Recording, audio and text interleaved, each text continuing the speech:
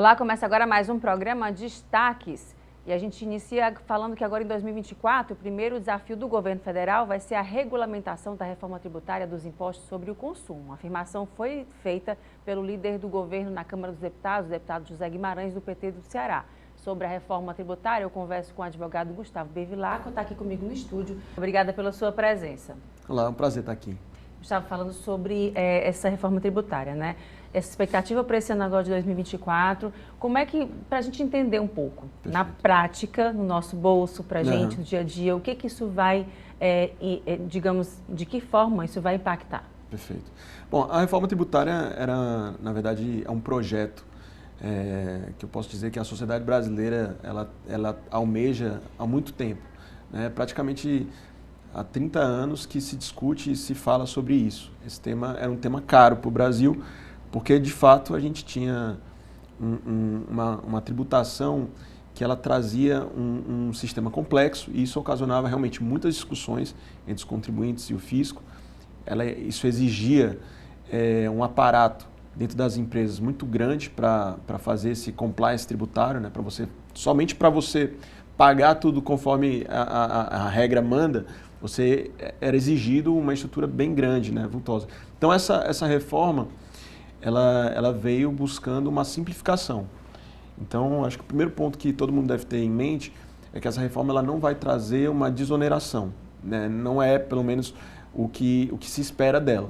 O que ela almeja é uma simplificação dos tributos sobre o consumo, né? A gente teve durante muito tempo o ICMS, que ainda está vigente, ainda vai viger por um bom tempo ainda, mas esse ICMS ele era regulamentado por cada estado. Então você imagina uma empresa que atua em âmbito nacional, ela tendo que lidar com diversas legislações, diversos entes tributantes, diversas interpretações. Então isso exigia realmente das empresas muito esforço.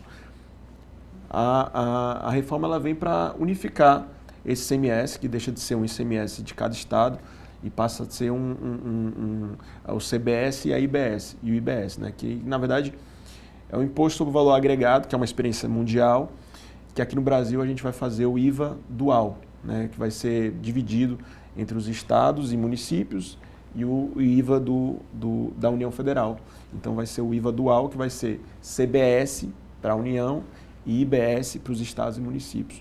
Mas já dentro dessa perspectiva, existe já uma simplificação só a partir da própria premissa de que existe uma unificação entre todos os tributos dos estados, né, que passam a ser só um, né, e vai haver uma lei complementar unificada que vai trazer esses pontos principais.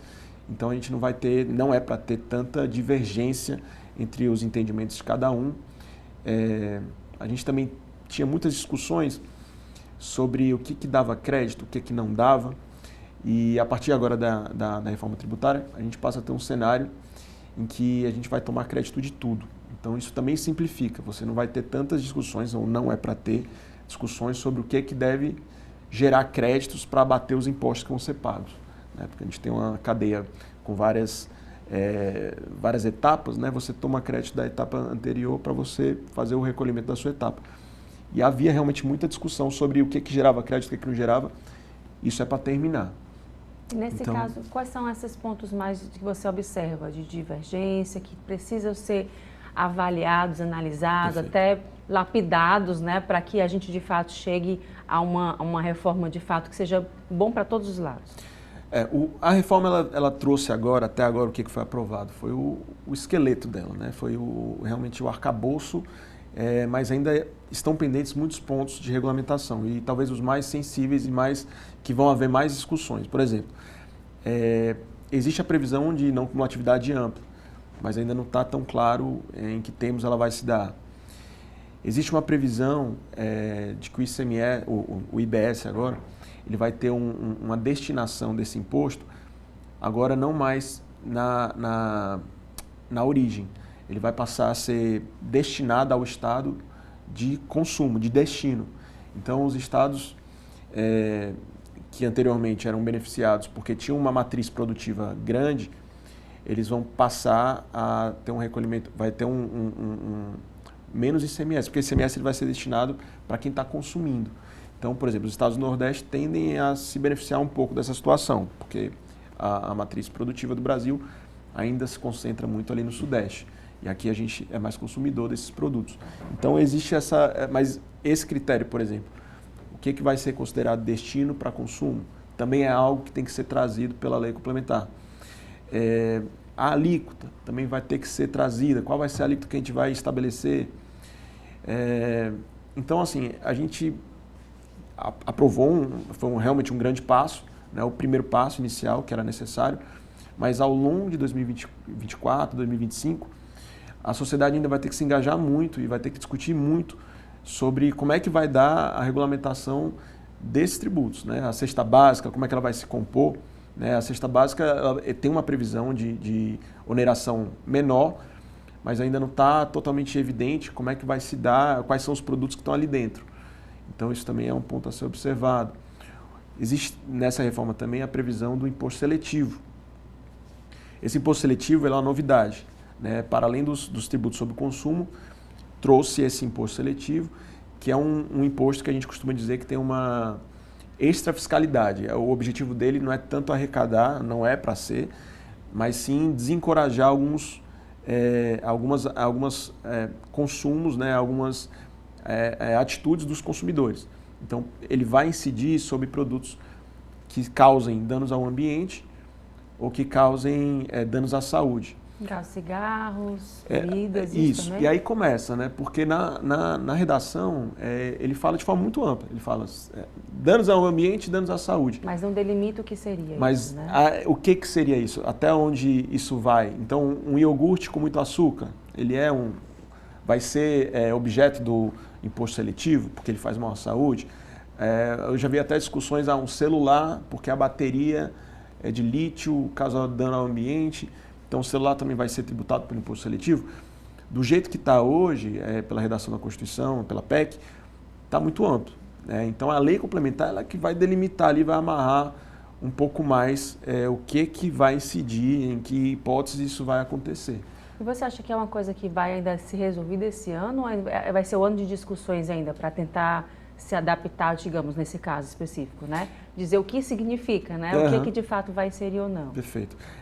Assim, a reforma ela também teve um prazo para consolidação em 2033. Então, dentro dos prazos previstos, realmente é necessário que entre esse e o próximo ano, essas leis complementares elas estejam já ativas para, a partir de 2026, já começar realmente a incidir os tributos, né, que vai ter uma longa fase de transição, o que era natural também, né? Algumas pessoas, mas 10 anos de transição, eu acho que é natural, né, tendo de vista que é um regime tributário que está consolidado, que mexe com muitos interesses, muitas arrecadações, também os consumidores do lado deles, e também os contribuintes, né? Enfim, são muitos interesses envolvidos. Acho que era natural uma transição realmente desse porte, né, de 10 anos ali, achei razoável, mas durante um período dessa transição a gente vai ter que conviver com esses dois cenários de tributação. O regime antigo, que vai desaparecendo aos poucos, né, as alíquotas vão sendo diminuídas, enquanto que o regime novo ele vai subindo as alíquotas até 2033 a completa transição, né? Mas para isso, realmente, para que seja esse cronograma efetivado, é necessário realmente que esse ano e o próximo, essas leis complementares elas já estejam aprovadas. Nesse caso, a gente tem um país como o nosso, né, imenso, né, de entendimentos diversos. O Nordeste, no caso que você falou, se beneficiando um pouco dessa questão, né, da logística toda que é de mais para baixo. Como é que estão sendo essas divergências nesse sentido? Né? Cada um defende o seu, né? Sim. Assim, vou defender aqui, mas aqui acaba prejudicando. E esses diálogos, né? Você entende que estão sendo feitos a contento? Ainda precisa mesmo a população fazer parte disso também, além do próprio setor produtivo? O grande entrave da reforma tributária sempre foi essa questão dos interesses envolvidos. Então, realmente, os estados do Nordeste não concordavam com algumas posições dos estados do Sul, a União não concordava com a posição dos estados e ninguém saía do canto, por isso que durante 30 anos a gente conviveu com um regime tributário bem complexo e até um pouco caótico. Mas começou a haver alguma convergência de interesses à medida que os estados começaram a verificar que a médio prazo a base de tributação dos estados ia diminuir. Por quê? Existia, do ponto de vista energético, a autoprodução ela tende a realmente ganhar espaço, e a energia, hoje o ICMS sobre a energia é um dos grandes pontos de arrecadação. Da mesma forma, telecomunicação, que também é um grande foco de arrecadação, e também aos poucos está cada vez mais barato, então está diminuindo um pouco também essa base. Energia fóssil, combustíveis, também tende a médio prazo também diminuir pelas baterias, enfim, Então os estados vislumbraram que talvez perdessem espaço de arrecadação a médio prazo. Então eles começaram realmente a ter uma convergência com a União para realmente botar para frente essa reforma tributária. Os estados do Nordeste e do Sudeste também não se entendiam, mas eles chegaram a um meio termo nos seguintes aspectos. Os estados do Sul e Sudeste sempre se queixaram sobre os benefícios fiscais dos estados do Nordeste. Os estados do Nordeste abriram mão desses benefícios fiscais, o que é algo que me preocupa bastante. Mas em contrapartida... Porque não tem mesmo histórico de competitividade, né? Perfeito. De um para outro, né? Existe uma assimetria muito grande de população, de poder aquisitivo, e que naturalmente algumas empresas se colocaram aqui no Nordeste, industrializaram o Nordeste, de forma não natural, vamos dizer assim. Não seria o lugar natural delas, porque, como eu disse, o mercado consumidor, enfim, está tudo lá, elas estão aqui por conta de incentivos. Então, na medida que a gente tira esses incentivos, isso nos preocupa uma possível desindustrialização do Ceará, do Nordeste como um todo. Mas isso, em teoria, vai ser compensado pelo Fundo de Desenvolvimento Regional, que foi uma contrapartida que os estados do Nordeste exigiram, e é um fundo que vai ser custeado pela União. Em teoria, para você fazer investimentos em infraestrutura, para trazer empresas, e com possibilidade também de subvenções das empresas. Então, ainda não está claro, e esse é um dos pontos também que precisa ficar muito claro, é um tema muito sensível para os estados do Nordeste, como é que vai se dar esse cenário sem incentivos e com o Fundo de Desenvolvimento Regional. Me parece que não vai ser tão atrativo quanto os benefícios que hoje a gente tem, que são realmente concedidos ao empresário. Não existe exatamente uma limitação, esse fundo tem uma limitação de 60 bilhões, não sei se vai dar para atingir todos os interessados em alguma subvenção. Além disso, parte desse fundo ele vai se destinar a obras de infraestrutura. Eu acho que algumas empresas elas não estão aqui exatamente pela infraestrutura ou pela falta dela, mas sim por conta do incentivo mesmo. Então são desafios que os estados do Nordeste vão enfrentar, e a gente tem 10 anos aí dessa transição para ir sentindo como é que vai se dar. À medida que a gente vai fazendo a transição, como eu disse, vai sendo feita também a reversão do antigo regime, e com isso também você vai perdendo um pouco ali do benefício fiscal, e dá para começar a sentir como é que vai se dar esse cenário pós-2033.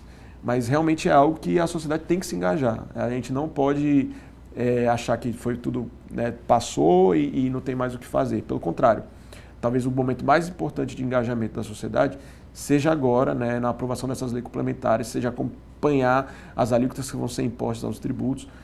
Então, esse é um momento bem crucial para que realmente a reforma tributária elas atinja os objetivos, mas não só isso, atinja os objetivos e, de fato, seja algo benéfico para a sociedade como um todo. Porque, atualmente, é um cenário que nos preocupa bastante. Temos alguma vivência aí com o setor empresarial e setor produtivo, e a gente nota já uma apreensão bem grande em relação a como é que vai se dar esse cenário. Será que a minha empresa faz sentido estar no Nordeste nesse cenário sem benefício fiscal? Então o pessoal já está começando a pensar como é que vai ser os próximos anos com a diminuição dos benefícios fiscais. Gustavo, e tem um outro ponto que você estava falando aqui, eu me lembrei, que é justamente a questão do hidrogênio verde, A gente viu aí, enquanto está sendo essa discussão, o hidrogênio verde chegando, já temos a molécula, já foi tudo feito ano passado, Enfim, a gente já está vendo a movimentação acontecendo, os protocolos, assinados de intenção e tal. Preocupa nesse sentido de se trazer esse investimento para cá e ele ficar aqui, ou já é uma preocupação no sentido de que vai se olhar mais para baixo de novo, para lá, e deixar o Nordeste um pouquinho afora dessa discussão? O hidrogênio verde ele escapa um pouco dessa discussão, porque me parece que os grandes investimentos eles estão sendo pensados para ser uma matriz de exportação. Então, sendo exportação, teriam desonerações, né, dessas exportações, não seria tanto para o mercado interno. E aí sim, os estados do Nordeste eles têm uma facilidade do ponto de vista geográfico mesmo, né? Como a tendência realmente é fazer uma exportação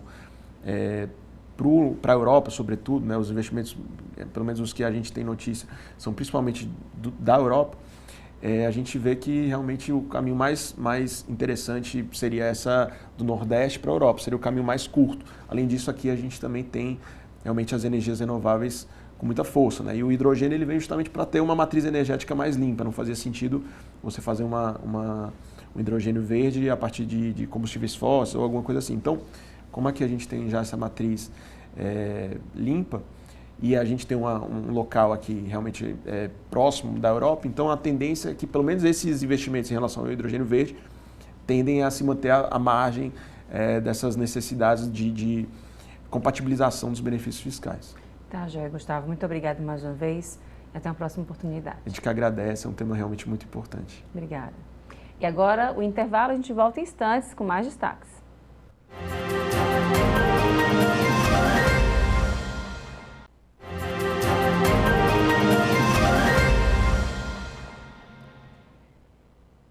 Já de volta, a gente fala agora sobre como as startups estão atuando para facilitar as ações da gestão pública. Ao meu lado, Elton Shoa, cofundador da startup Prefeitura Eficiente, está aqui comigo. Muito obrigada pela sua presença. Eu que agradeço a oportunidade de conversar. Pois é, falando sobre essa startup de vocês, né? Conta um pouco sobre como é que vocês entenderam essa ideia, nessa dor presente, para poder atuar em cima disso aí. Perfeito. Hoje as prefeituras elas têm uma dificuldade em várias áreas diferentes, né? A gente atua numa área específica que é a dificuldade de manter a base de imóveis atualizados. Então, hoje todo mundo faz o puxadinho na sua residência e é muito difícil o cidadão ir registrar essa atualização do imóvel junto à prefeitura. Então, as prefeituras elas precisam ter uma forma de atuar mais ativamente para poder fazer esse ajuste, essa atualização desse imóvel, né? Então, para isso, a gente usa tecnologias, e no nosso caso, a gente usa tecnologias de drone para poder daí construir todo um processo para poder resolver essa dor, né? Essa dor de não conseguir acompanhar a evolução do espaço urbano na medida que ele vai acontecendo. Nesse caso, nesse mapeamento que vocês fazem, né? A princípio aqui em Fortaleza, junto à prefeitura, como é que está sendo a atuação de vocês? Pronto, no Ceará a gente tem algumas prefeituras, a prefeitura de Fortaleza a gente ainda não é nosso cliente, a gente tem trabalho com Itaitinga, Beberibe, Morada Nova, Tauá, então essas prefeituras já estão desenvolvendo esse trabalho conosco. E um ponto fundamental do trabalho é que além da gente ter esse processo com drone, que é muito mais rápido do que o processo tradicional com o avião, né, porque a cartografia tradicional era feita com avião e para fazer um voo com avião tradicional, tripulado, é muito burocrático, né? O voo com drone, ele não elimina a autorização do Ministério da Defesa para a gente fazer o voo. A gente precisa da autorização para poder voar também. Só que o processo para o voo é muito mais rápido e desburocratizado. Com isso, a gente consegue voar em poucos dias, fazer uma grande área de mapeamento com o drone. Então, esse é o nosso trabalho. E aí, esse trabalho se integra à tecnologia nossa, que consegue passar as informações atualizando o sistema de tributário, o sistema de IPTU.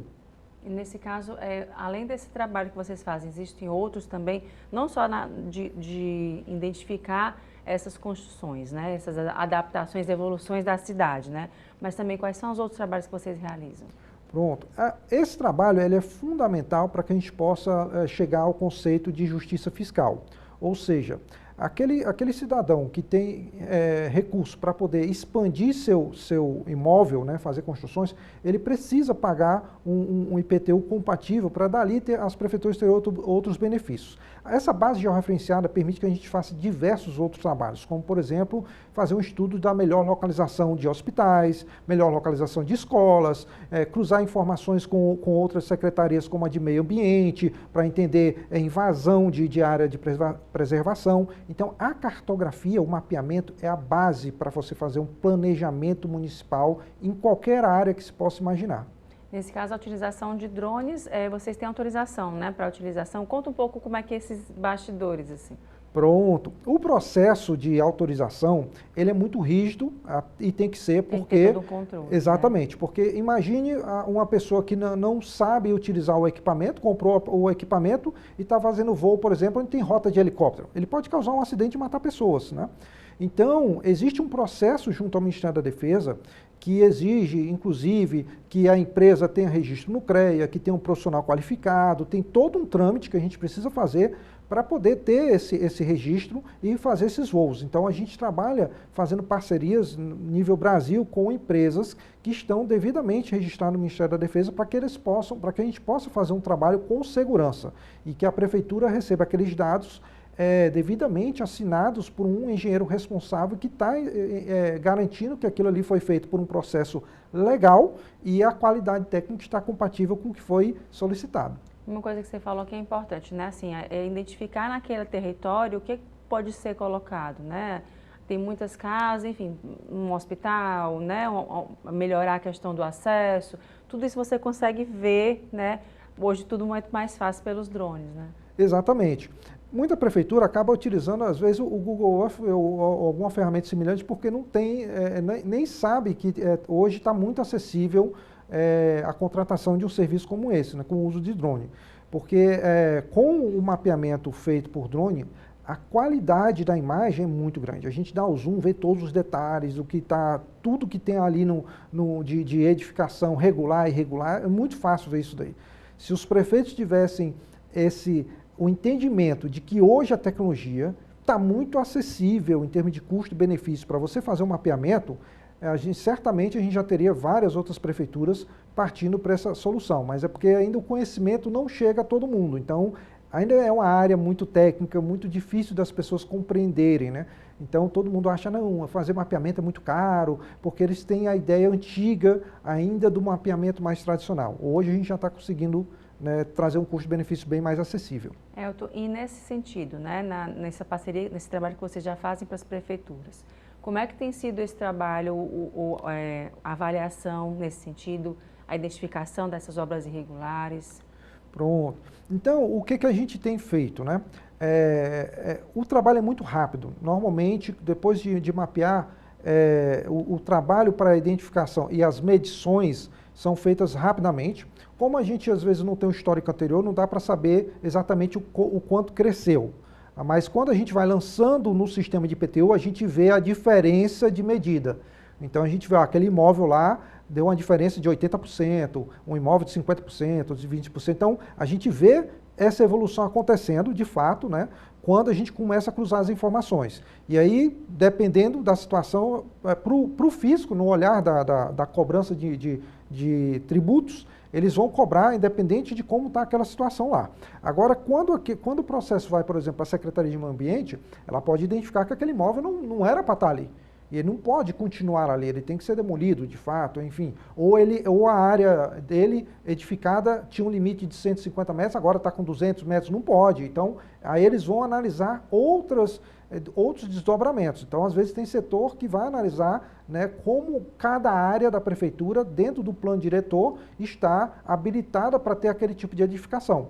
Né? Então, isso pode também chegar nesse processo internamente na prefeitura. Então, no caso, também as obras irregulares elas são identificadas de imediato, né? Tem uns detalhamentos sobre isso, vocês nem conseguem identificar. Exatamente, com grande precisão, muito melhor, né, do que ficar olhando as imagens satélites que são disponíveis na internet, que é normalmente onde as prefeituras olham, mas aquelas imagens desatualizadas, né, com baixa resolução, então você não consegue dar um zoom e aproximar ali e ver todos os detalhes que a gente consegue com o voo do drone. A gente vê muito assim, às vezes, em bairros de periferia, aqueles puxadinhos, né, que são 3, 4 andares, você não sabe como é que aquilo ali vai se sustentar, né?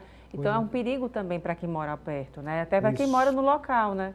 Exatamente. Na verdade, o ideal é que as prefeituras conseguissem fazer esse trabalho no menor tempo possível e combinar várias tecnologias, não só a do drone, mas tecnologias internas de integração de processos para conseguir identificar esses problemas antes que eles já fiquem muito grandes. Né? Porque tudo começou com um tijolo. Mas depois que você tem a construção toda pronta, aí já fica mais complicado você embargar e tudo, tomar alguma providência. Então, a gente tem que caminhar para um modelo de gestão onde a gente consiga ter praticamente a cidade sendo acompanhada em tempo real. Também tem identificação de prédios antigos, abandonados, que possam, né, acarretar algum risco para quem mora no entorno? Perfeito. Então, quando a gente consegue cruzar essas informações com o que está no imóvel, a gente sabe todos os detalhes do imóvel, exatamente de quem é o proprietário, quanto tempo ali, cruzando com outras áreas a gente pode chegar para esse imóvel é muito antigo, é muito novo, ele está com problema, assim, assado. Então, tudo isso daí é possível quando você cruza as informações a partir desse dado georreferenciado. E com relação à empresa de vocês, da startup, né? Quando é que ela foi criada? Conta um pouquinho da história. Pronto. A gente começou a operar, antes de existir a startup, 2 anos antes de formalizá-la. A gente formalizou no início do ano passado, em fevereiro do ano passado, e a partir daí a gente começou a trabalhar de fato, oferecendo o serviço estruturado e organizado para todo o Brasil. A gente ainda está com os contratos concentrados aqui no Ceará, mas a gente já está em negociação em outros estados para fazer essa expansão. Então a ideia nossa é, de fato, as capitais e o entorno das capitais normalmente tem muito dinheiro para poder fazer mapeamento. Mas aí a nossa preocupação são as prefeituras de médio porte, porque elas precisam também fazer o mapeamento, mas às vezes não têm o recurso para fazer um mapeamento tradicional. Então a gente está olhando aí um mercado muito grande de prefeituras que hoje não são atendidas pelo mapeamento tradicional, que é muito caro, para a gente poder ajudá-las nessa jornada. Então, a gente esteve participando de um evento do ENAP lá em Brasília, onde reuniu a Semana da Inovação, eles conectaram o GovTex com o poder público, e a gente também esteve num evento organizado pelo Sebrae de Alagoas, onde eles fizeram também um evento conectando as prefeituras às GovTechs. Então, a gente também esteve lá representando, a gente foi a única GovTech aqui do Ceará que esteve lá representando lá nesse evento.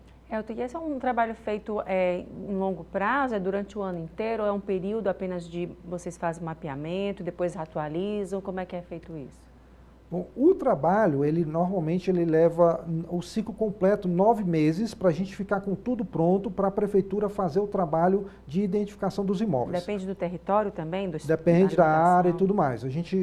Aqui no Ceará, a gente está conseguindo fazer um ciclo de 9 meses. Só que depois de 9 meses, o trabalho de identificação do imóvel, né, porque a gente consegue mapear e a cartografia mostra todos os detalhes. Mas a gente precisa do servidor público para que ele clique lá e indique qual é o imóvel que ele está, que é aquele imóvel que está na tela do mapa. Uma vez que ele identificou aquele imóvel, o nosso sistema ele consegue atualizar a base de IPTU. Esse processo, dependendo do tamanho da equipe da prefeitura, pode levar muito tempo. Então, pode ser que um mapeamento ele leve alguns anos para a prefeitura conseguir identificar todos os imóveis. E aí, fecha o ciclo, começa de novo para poder ir atualizando com frequência. Quanto mais rápido a prefeitura atualizar, menor é a perda de arrecadação. Por que eu digo menor a perda de arrecadação? Porque sempre se perde arrecadação quando você não investe nesse tipo de processo, porque as pessoas não param de construir. Então a cidade ela é dinâmica, toda hora ela está crescendo. É isso. Muito obrigada mais uma vez e até a próxima oportunidade, Elton. Eu que agradeço a oportunidade, estou sempre disponível a tirar as dúvidas. A gente agora vai ao intervalo e volta em instantes com mais destaques.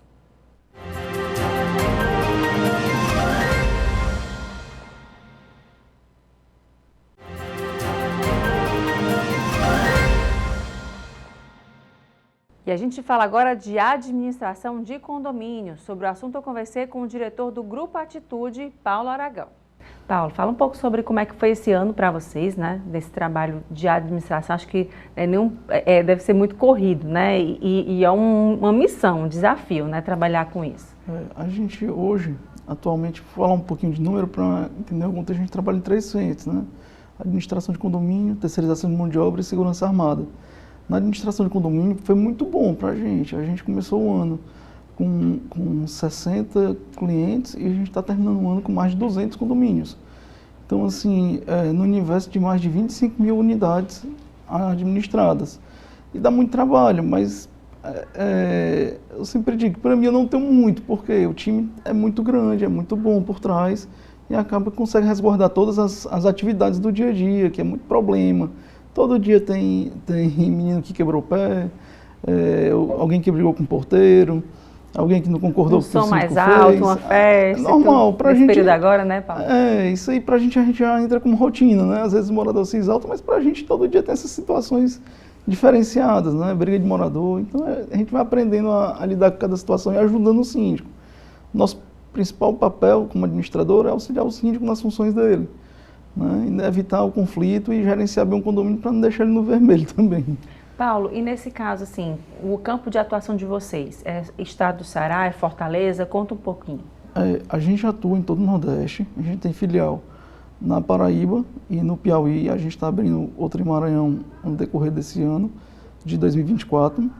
E como administração de condomínio apenas no Ceará, a gente não pretende ir para outro estado por acordos comerciais com outras empresas presentes nos outros estados. Então, assim, a gente atua só no Ceará como administradora de condomínio. Mas nos outros tem as empresas de terceirização, de segurança que oferecem serviço para condomínios. A gente viu esse período da pandemia, agora mudou muito também todos os setores, né? E acredito, e no de condomínios também não foi diferente, né? A gente vê aí entre os entregadores, né? As novas unidades de apartamento, as obras agora já dão um olhar mais diferenciado para esses serviços. A gente tem, às vezes, até o famoso mercadinho dentro do prédio, né? Então, assim, a pessoa, uma lavanderia, né? Algo muito mais, digamos assim, não é só o local de morada, né? É um local que você consegue administrar muita coisa além disso, às vezes até você nem sair do prédio, que já tudo se resolve lá, né? E como é que é se adaptar a isso, né? Essas novas mudanças também? Todo dia vem alguma novidade para o setor. E uma coisa que a gente diz é o que a gente tem que ensinar as pessoas a morarem em condomínio. Muita gente está morando pela primeira vez na vida num condomínio, né? Principalmente nos que são Minha Casa Minha Vida. Então o pessoal tá tendo uma migração muito grande de pessoas que moravam em casas soltas e não morar dentro de um condomínio com piscinas, com quadra de futebol, tênis, o que seja, vários aparatos de lazer. E hoje os condomínios eles estão levando de tudo para você ficar dentro, para você não precisar sair. Tem condomínio com cowork, tem condomínio com o que você imaginar. Tem condomínio agora que vai ser lançado com praia artificial em Fortaleza. Então, o nível do que está tendo oferecido no condomínio é muito alto. Mercadinho e por aí vai, né? Então, assim, às vezes salão de beleza, né? A academia já tinha, né? Mas a gente vê coisas, os próprios mercadinhos, né? Também já ficam lá que você mesmo já faz a sua compra, né? Do dia, da semana, enfim. Assim, hoje tem uma série de tudo está sendo feito para a pessoa não sair de dentro, né? Claro que vai ter movimento de fora, você não pode fazer uma bolha isolada do mundo, que é o que a maioria dos condomínios tentam fazer, se isolar do mundo e ali dar uma segurança para a família. É o ideal. Ninguém quer seu filho exposto a perigo na rua. E a tendência as pessoas que moram em casa solta irem para condomínio. É engraçado esse movimento, mas se a gente olhar para Fortaleza 10 anos atrás e hoje, você vê a quantidade de prédios, de condomínios que foram construídos. E tem para todos os bolsos, do mais barato ao mais caro. E se tem um problema que é dor de cabeça para você que mora de aluguel ou que é dono de imóvel, esse problema com certeza é a documentação imobiliária. Os números mostram que no Brasil, por volta de 60% dos imóveis estão com algum tipo de irregularidade na documentação, seja em registro de escritura, troca de titularidade ou número de matrícula. Esses são dados bem expressivos. Para a gente ter uma ideia, a cada 100 imóveis no Brasil, pelo menos 60 apresentam alguma irregularidade relacionada à documentação imobiliária. São dados do Ministério da Integração e do Desenvolvimento Regional. Por isso a gente vai conversar agora com a advogada especialista em assuntos imobiliários e CEO da RED, que é a empresa especialista em documentação imobiliária. Lara, o que é que significa esse número? 60% dos imóveis do país apresentam alguma irregularidade. É muita coisa, né? É muita coisa. Na verdade, eu posso te falar que o número é até mais alarmante. 60% não tem documento em cartório. E dos 40% que tem documento em cartório, uma grande parte está irregular. Então, esse número ele é mais sério do que a gente pensa. E é sério por quê? Porque as pessoas estão deixando de lado colocar a documentação imobiliária em dia. É isso que está faltando? É um desleixo mesmo de quem é proprietário de imóvel em todo e qualquer lugar do Brasil? Na verdade, o que eu posso te dizer é que isso tem um reflexo, esse problema de documentação tem um reflexo na vida das pessoas. né? Então, é necessário que o imóvel esteja regular, por exemplo, para você fazer um empréstimo no banco e dar esse imóvel como garantia. É importante que esse imóvel esteja regular, por exemplo, para você concluir de forma mais fácil um inventário. É importante que esse imóvel esteja regular quando você quer vender e ter a oportunidade de vender por um preço correto e vender de forma mais fácil. Então, a irregularidade do imóvel, ela reflete no dia a dia da vida das pessoas. Para quem está nos acompanhando em casa, é aqui de Fortaleza. O que é que está faltando para os imóveis de Fortaleza? Vocês surgiram há 2 anos nesse mercado, né, da documentação imobiliária. A RED surgiu aqui em Fortaleza. Ela surgiu aqui em Fortaleza porque Fortaleza apresenta uma demanda relacionada para tanto? Essa demanda, na verdade, ela é nacional, né? É uma demanda que existe em todos os lugares do Brasil.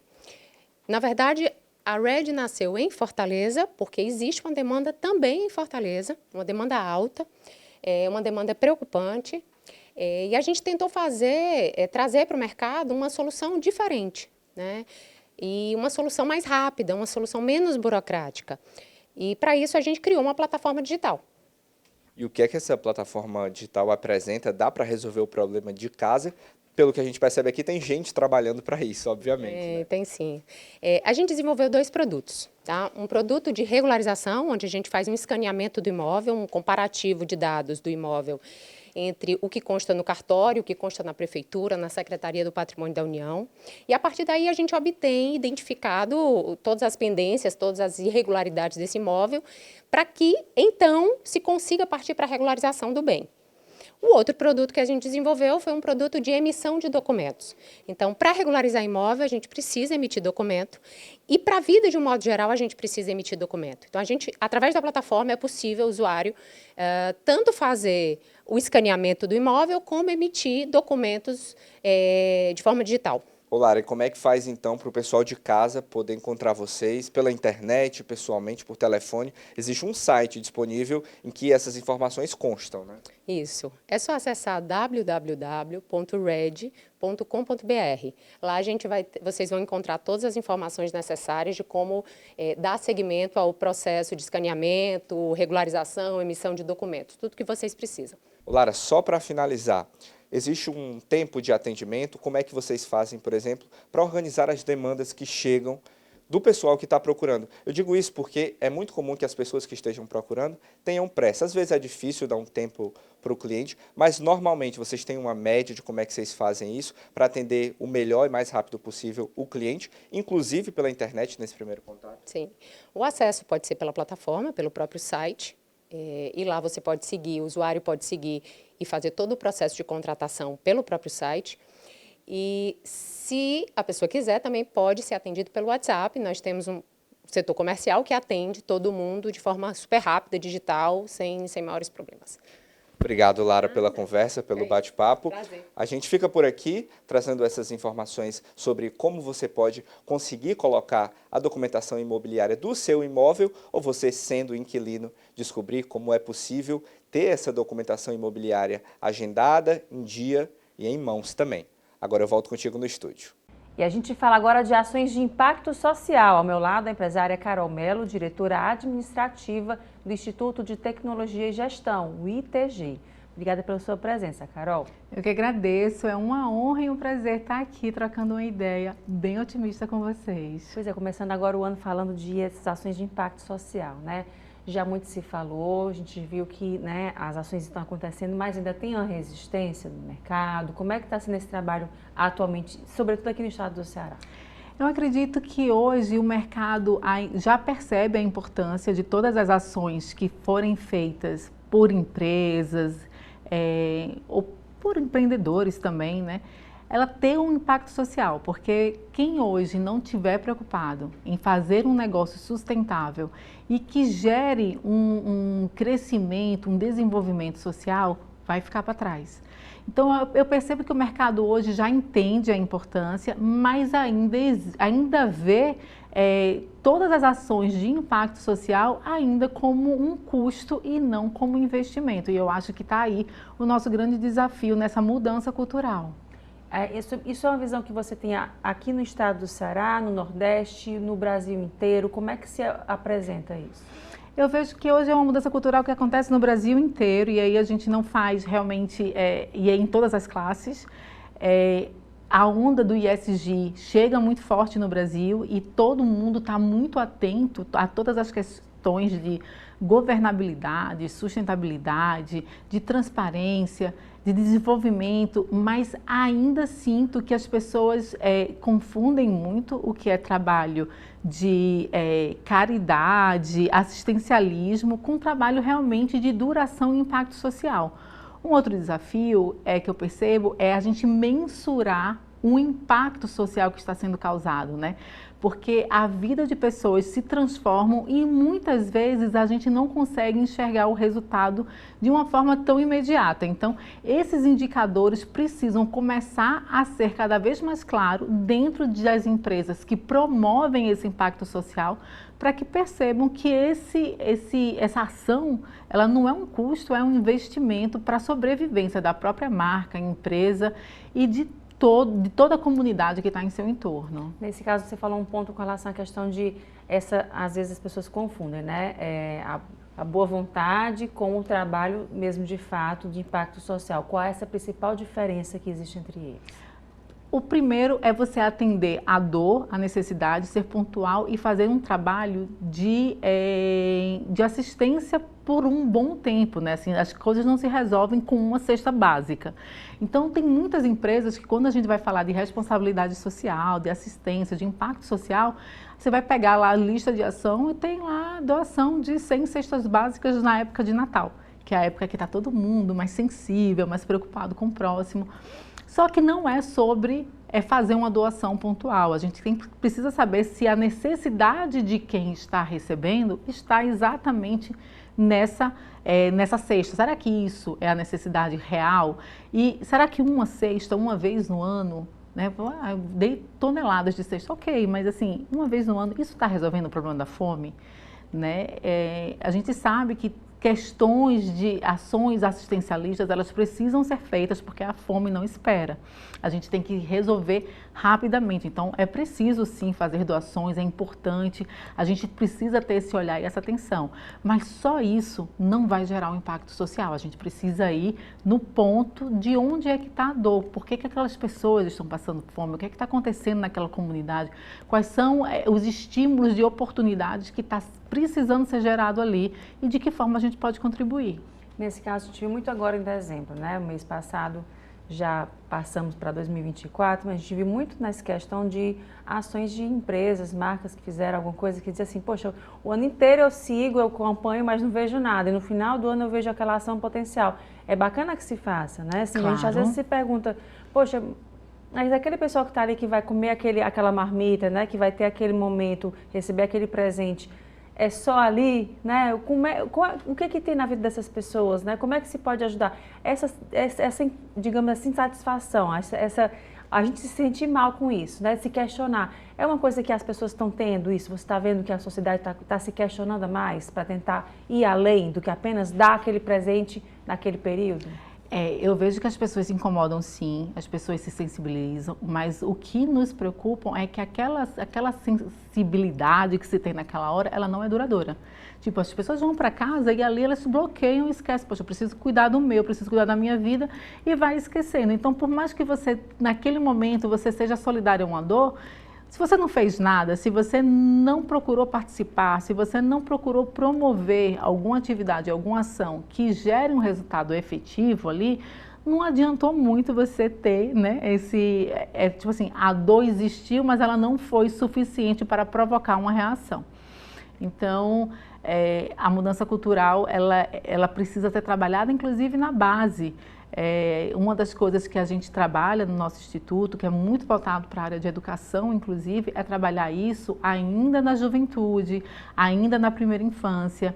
E são coisas que a gente faz muito voltado para protagonismo feminino, por exemplo. Não adianta a gente hoje falar para uma mulher que está cheia de dores, que está cheia de problemas, que está cheia de obstáculos para enfrentar, muitos preconceitos, lutando por uma coisa, para a gente querer falar para ela que ela precisa se empoderar.